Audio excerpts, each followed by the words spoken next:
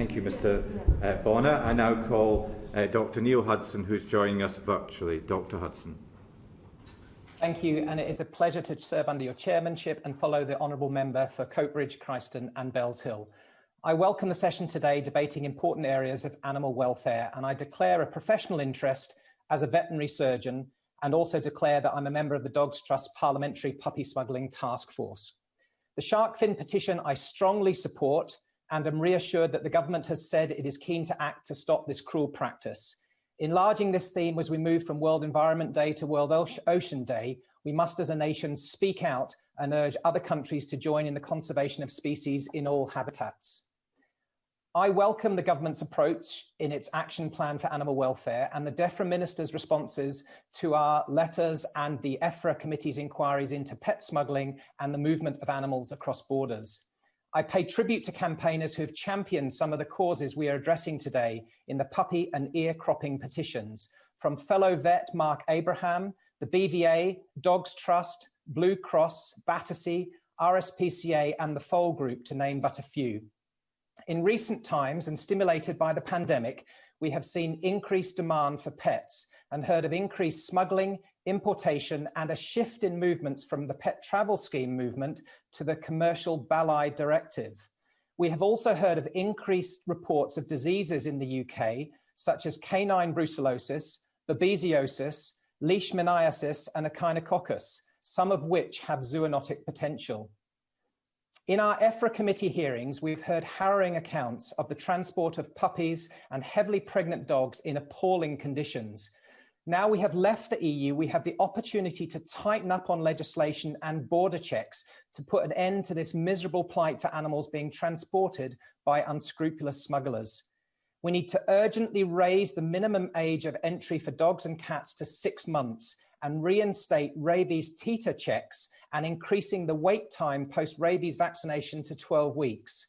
We also need to institute pre-import screening for pathogens such as Brucella canis and reinstitute the mandatory tick and tapeworm treatments before entry.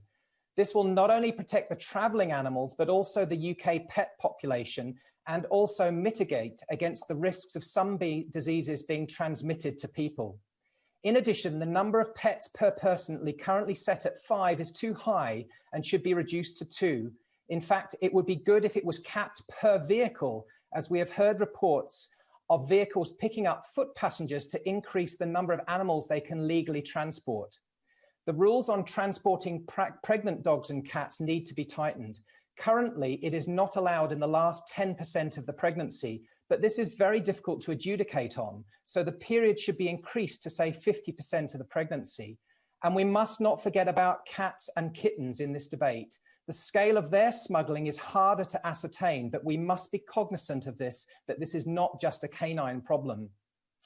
Ear cropping is a cruel, horrific, and unnecessary practice that is rightly illegal in the UK, but sadly there are increased reports of cropped dogs, with 6 in 10 small animal vets saying they have seen cropped dogs in the last year, begging the question of not only increased imports, but also the horrific concept of the cropping being done illicitly here in the UK. Celebrities and people in public life have a role to play here by not endorsing or promoting the ownership of cropped dogs. Also in culture and media, we need to be careful. One of my favorite films is Disney Pixar's Up, a touching and funny film coining the inspired phrase to describe a veterinary buster collar as the cone of shame. But take a closer look at one of the Dobermans in the cartoon film, and it looks like its ears have been cropped and splintered. These subtle images normalize something in our psyches that we should be calling out as unacceptable. Again, we should not forget the cat here.